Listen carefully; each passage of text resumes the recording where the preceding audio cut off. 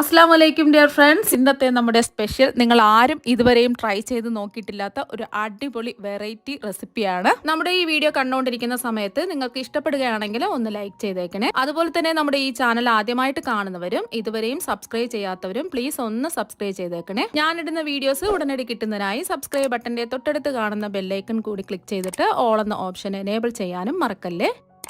ആദ്യം തന്നെ ഇതിനായിട്ട് ഒരു ബൗളിലേക്ക് 250 ml കപ്പിന് 1 കപ്പ് വറുത്ത പച്ചരിപ്പൊടി ഇട്ട് കൊടുക്കാം. ഇടിയപ്പം അപ്പത്തിനൊക്കെ എടുക്കുന്ന ഒട്ടും തരിയൊന്നുമില്ലാത്ത വറുത്ത പച്ചരിപ്പൊടി വേണം എടുക്കാൻ.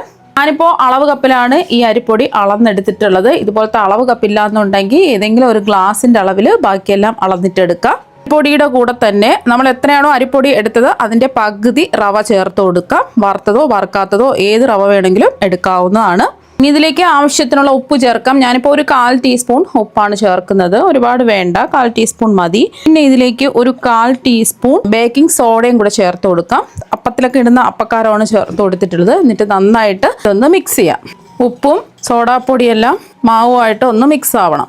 അപ്പോൾ അതൊന്ന് മിക്സ് ചെയ്തെടുത്തു. ഇനി ഇതിലേക്ക് ആവശ്യത്തിനുള്ള വെള്ളം ഒഴിച്ചിട്ട് ഈ മാവൊന്ന് കലക്കിയെടുക്കാം. നമ്മൾ സോഡാപ്പൊടി ചേർത്ത് കൊടുത്തത് ഈ പലഹാരം നല്ല സോഫ്റ്റായി കിട്ടാൻ വേണ്ടിയിട്ടാണ്. ഇനി ഇതിലേക്ക് ആവശ്യത്തിനുള്ള വെള്ളം ഒഴിച്ചു കൊടുക്കാം. നമ്മൾ ഏത് കപ്പിലാണോ റവയും അരിപ്പൊടിയൊക്കെ അളന്നെടുത്തിട്ടുള്ളത് അതേ കപ്പിൽ തന്നെയാണ് ഞാൻ വെള്ളവും എടുത്തിട്ടുള്ളത്. ഒരുപാട് ഒരുമിച്ച് ഒഴിക്കരുത്. ആദ്യം ഒരു 1/4 കപ്പ് ഒഴിക്കുക. ഗ്ലാസ്സിലാണെന്നുണ്ടെങ്കിൽ 1/4 ഗ്ലാസ് വെള്ളം ഒഴിക്കുക. ഞാനിപ്പോൾ കപ്പ് അളവിലായതുകൊണ്ട് 1/4 കപ്പ് വെള്ളം ഒഴിച്ചു കൊടുത്തിട്ട് ഒന്ന് നന്നായിട്ടൊന്ന് മിക്സ് ചെയ്ത് യോജിപ്പിക്കാം. നമുക്ക് ദോശമാവിൻ്റെ ഒരു പരുവമാണ് വേണ്ടത്. വീണ്ടും വെള്ളം ഒഴിച്ചു കൊടുക്കാം. സാധാരണ പച്ചവെള്ളം തന്നെയാണ് എടുത്തിട്ടുള്ളത്. ഇത് മുഴുവനും അങ്ങ് ഒഴിക്കാം. നമ്മൾ എടുക്കുന്ന ഓരോ അരിപ്പൊടിക്ക് അനുസരിച്ച് വെള്ളത്തിൻ്റെ അളവിനും വ്യത്യാസം ഉണ്ടാവും. അപ്പോൾ അതിനനുസരിച്ചിട്ട് വേണം വെള്ളം കുറേശ്ശെ ചേർത്ത് യോജിപ്പിച്ച് മാവെടുക്കാൻ. ഞാൻ വീണ്ടും 1 കപ്പ് വെള്ളം എടുത്തിട്ടുണ്ട്. ഒരു 1/4 കപ്പ് ഒഴിച്ചു കൊടുക്കാം. അപ്പോൾ നോക്കി ഇതുപോലെ ഒഴിച്ചു കൊടുക്കാം. ഒരുപാടങ്ങ് വെള്ളം കൂടി പോവരുത്. കട്ടകളില്ലാതെ യോജിപ്പിച്ചെടുക്കാം. കറക്റ്റായി. നമുക്കിപ്പോൾ 1/4 കപ്പ് വെള്ളത്തിൻ്റെ ആവശ്യമേ വന്നിട്ടുള്ളൂ. അപ്പോൾ ടോട്ടൽ നമ്മൾ 1.5 കപ്പ് വെള്ളമാണ് എടുത്തിട്ടുള്ളത്. അപ്പോൾ അതാ ഒന്ന് കലക്കി യോജിപ്പിച്ചെടുത്തിട്ടുണ്ട്. ദോശമാവിൻ്റെ പരുവത്തിന് കലക്കി എടുക്കുക. ഈ ഒരു പരുവത്തിന് വേണം റെഡിയാക്കി എടുക്കാൻ. ഒരു 5 മിനിറ്റ് റെസ്റ്റ് ചെയ്യാൻ വെക്കും. അപ്പോൾ റവയെല്ലാം ഒന്ന് കുതിർത്ത് കുറച്ചും കൂടെ ഈ മാവൊന്ന് കട്ടിയാവും. ഇതിവിടെ ഇരിക്കട്ടെ. മൂടി വെച്ച് കൊടുക്കാം. അപ്പോൾ മാവ് റെസ്റ്റ് ചെയ്യാൻ വെച്ചിരിക്കുന്ന സമയം കൊണ്ട് ശർക്കര പാനി ഒന്ന് ഉരുക്കിയെടുക്കാം. ഏത് കപ്പിലാണോ നമ്മൾ മാവൊക്കെ അളന്നെടുത്തിട്ടുള്ളത് അതേ കപ്പിൽ തന്നെ 1 കപ്പ് ശർക്കര എടുക്കുക. ഇത് അത്യാവശ്യം മധുരം ഉണ്ടാവും. നല്ല മധുരമൊക്കെ വേണമെന്നുണ്ടെങ്കിൽ 1/4 കപ്പ് ശർക്കര വരെ എടുക്കുക. ഇനി ശർക്കര ഉരുക്കുന്നതിന് ആവശ്യമായിട്ടുള്ള വെള്ളം ഒഴിച്ചു കൊടുക്കാം. ഒരു 1/2 കപ്പ് വെള്ളം ഒഴിക്കാം. ഇനി ശർക്കര ഒന്ന് മീഡിയം ഫ്ലെയിമിൽ വെച്ചിട്ട് ഒന്ന് ഉരുക്കിയെടുക്കാം. ഇപ്പോൾ ശർക്കര എല്ലാം ഉരുകി വന്നിട്ടുണ്ട്. ഒരു നൂൽ പാവൊന്നും ആവേണ്ട ആവശ്യമൊന്നുമില്ല. എല്ലാം ഒന്ന് ശർക്കര ഉരുകി കിട്ടിയാൽ മാത്രം മതി. ഇനി നമുക്ക് ഈ ശർക്കര പാനി അരിച്ചൊരു പാനിലേക്ക് ഒഴിക്കാം. കല്ലും മണ്ണും അഴുക്കൊക്കെ ഉണ്ടെന്നുണ്ടെങ്കിൽ മാത്രം അരിച്ചൊഴിച്ചാൽ മതി. അല്ലെന്നുണ്ടെങ്കിൽ അരിച്ചൊഴിക്കേണ്ട ആവശ്യമില്ല. ഒരു പാനിൽ തന്നെ എല്ലാം ചെയ്തിട്ടെടുത്താൽ മതി. ശർക്കര പാനി ഒന്ന് നല്ലതുപോലെ ഒന്ന് തിളച്ച് വരണം. അപ്പോൾ ശർക്കര പാനി ഇതുപോലെ നല്ലതുപോലെ തിളച്ച് വരുന്ന സമയത്ത് ഇതിലേക്ക് ചിരകിയ തേങ്ങ ചേർത്ത് കൊടുക്കാം. ഞാനിപ്പോൾ അളവ് കപ്പിൽ 1/4 കപ്പ് ചിരകിയ തേങ്ങയാണ് എടുത്തിട്ടുള്ളത്. ഗ്ലാസിൻ്റെ അളവിലാണെന്നുണ്ടെങ്കിൽ 1/4 ഗ്ലാസ് ചിരകിയ തേങ്ങ എടുക്കാം. അപ്പോൾ മീഡിയം ഫ്ലെയിമിൽ വെച്ചിട്ട് ഇതൊന്ന് ഇളക്കി യോജിപ്പിക്കാം.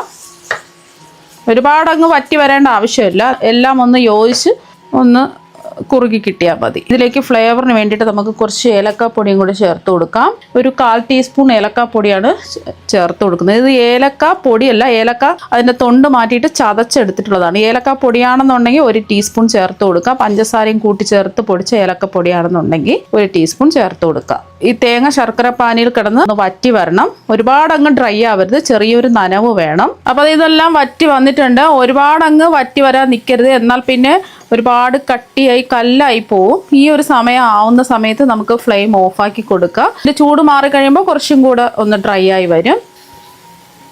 ഈ ഒരു പരുവത്തിന് വേണം റെഡിയാക്കി എടുക്കുക.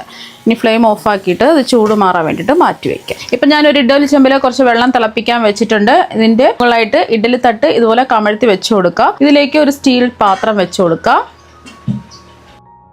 ഇനി ഇതിലേക്ക് ഒരു 1/4 ടീസ്പൂൺ നെയ്യ് ഒഴിച്ചു കൊടുക്കുക. എല്ലാ ഭാഗത്തും ഒന്ന് സ്പ്രെഡ് ചെയ്ത് കൊടുക്കുക.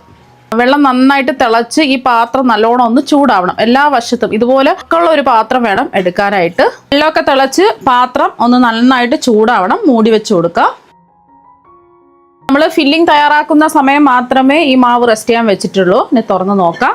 സൈഡിലൊക്കെ പറ്റി പിടിച്ചിരിക്കുന്നത് ഒരു സ്പാച്ചില ഉണ്ട്, ഇതുപോലെ ഒന്ന് ആക്കി കൊടുക്കുക.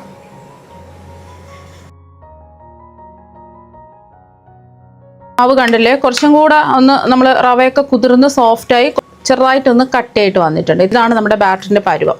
ഒരുപാടങ്ങ് ലൂസായി പോകാൻ പാടില്ല. ഈ ഒരു പരുവമാണ് വേണ്ടത്. ഇപ്പോൾ വെള്ളം തിളച്ച് പാത്രമൊക്കെ നന്നായിട്ട് ചൂടായിട്ടുണ്ട്. ഇനി നമ്മൾ തയ്യാറാക്കിയ ബാറ്റർ പകുതി ഇതിലേക്ക് അങ്ങ് ഒഴിച്ചു കൊടുക്കുക. എന്നിട്ടൊന്ന് ഇതുപോലെ സ്പൂൺ വെച്ചിട്ട് ഒന്ന് പരത്തി കൊടുക്കുക. പകുതി മാവ് ഒഴിച്ച് ഒന്ന് സെറ്റായി വരണം. ഒരു കുറച്ച് സമയം മൂടി വെച്ച് കൊടുക്കാം. മീഡിയം ഫ്ലെയിം വെച്ച് കൊടുക്കുക. ചെറുതായിട്ടൊന്ന് വെന്ത് കിട്ടണം. അപ്പം നമ്മൾ മാവ് പാത്രത്തിൽ ഒഴിച്ച് വെച്ചിട്ട് 1 മിനിറ്റ് ആയി. ഇനി തുറന്നിട്ട് നമ്മുടെ ഫില്ലിങ് ഇതിൻ്റെ മുകളിലായിട്ട് വെച്ച് കൊടുക്കുക. ആ സൈഡ് ഭാഗത്തൊന്നും വെക്കരുത്, ബാക്കി എല്ലാ ഭാഗത്തും ഒന്ന് സ്പ്രെഡ് ചെയ്ത് വെച്ച് കൊടുക്കുക. സൈഡ് ഭാഗത്ത് വെക്കുകയാണെന്നുണ്ടെങ്കിൽ ഒലിച്ചിറങ്ങും ശർക്കര. ഫ്ലെയിം കുറച്ച് വെച്ചിട്ട് ഒന്ന് വെച്ച് കൊടുക്കുക. ഇതിൽ ഫില്ലിങ് നേരത്തെ വെച്ച് കൊടുത്തതിന് ശേഷം ഇതിൻ്റെ മുകളിൽ ബാക്കി മാവ് ഇതുപോലെ സ്പ്രെഡ് ചെയ്ത് ഒഴിച്ചു കൊടുക്കാം. ഇതിൻ്റെ മുകളിലായിട്ട് എല്ലാ ഭാഗത്തും ഇതുപോലെ മാവ് ഒന്ന് സ്പ്രെഡ് ചെയ്ത് കൊടുത്തതിന് ശേഷം ആ ഫില്ലിംഗ് ഒന്ന് കവർ ചെയ്യത്തക്ക രീതിയിൽ ബാക്കി മാവ് മുഴുവനും ഇതുപോലെ ഒന്ന് ഒഴിച്ചു കൊടുക്കുക. സ്പൂൺ വെച്ച് ഇതുപോലെ ഒന്ന് ആക്കി കൊടുക്കുക. എന്നിട്ട് ഇത് മൂടി വെച്ച് കുക്ക് ചെയ്യാം. മീഡിയം ഫ്ലെയിം വെച്ച് കൊടുക്കുക. പെട്ടെന്ന് തന്നെ നമുക്ക് റെഡിയാക്കി എടുക്കാൻ പറ്റും. ഇത് ആവിയേറ്റാൻ വെച്ചിട്ട് ഒരു 10 മിനിറ്റ് ആയി.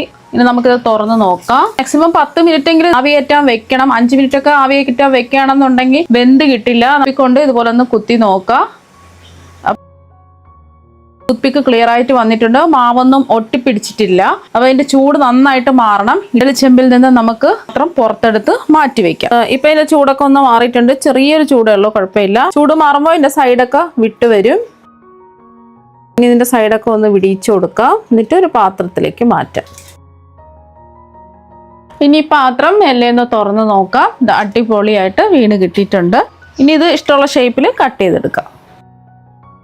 അപ്പോൾ കട്ട് ചെയ്യുമ്പോൾ തന്നെ നിങ്ങൾക്ക് മനസ്സിലാക്കാൻ പറ്റും നല്ല സോഫ്റ്റ് ആയിട്ടാണ് ഇരിക്കുന്നത്. ഒരു വശം ഒന്ന് കട്ട് ചെയ്തതിന് ശേഷം ഈ വശവും ഒന്ന് കട്ട് ചെയ്യാം. ഇനി കട്ട് ചെയ്ത പീസ് അങ്ങ് എടുക്കാം. ഇത് അടിപൊളിയായിട്ട് കിട്ടിയിട്ടുണ്ട്. അപ്പോൾ കട്ട് ചെയ്ത പീസുകളെല്ലാം ഒരു പ്ലേറ്റിലേക്ക് നാം മാറ്റിയിട്ടുണ്ട്. നല്ല അടിപൊളി ടേസ്റ്റാണ്. പെട്ടെന്ന് തന്നെ നമുക്ക് റെഡിയാക്കി എടുക്കാൻ പറ്റും. നെയ്യൊന്നും ചേർക്കാത്തതുകൊണ്ട് നല്ല ഹെൽത്തി ആയിട്ടുള്ള ഒരു പലഹാരമാണ്. അപ്പോൾ കുട്ടികൾക്കും മുതിർന്നവർക്കും എല്ലാവർക്കും ഒരുപോലെ ഇഷ്ടപ്പെടുന്ന ഒരു പലഹാരമാണ്. അപ്പം നിങ്ങൾ എന്തായാലും ഇതുപോലെ ഒരു പ്രാവശ്യം ഈ പലഹാരം ഒന്ന് ട്രൈ ചെയ്ത് നോക്കുക. തീർച്ചയായും നിങ്ങൾക്ക് എല്ലാവർക്കും ഒരുപാട് ഇഷ്ടമാകും. അപ്പോൾ നമുക്ക് മറ്റു വെറൈറ്റി വീഡിയോ ആയിട്ട് വീണ്ടും കാണാം. താങ്ക്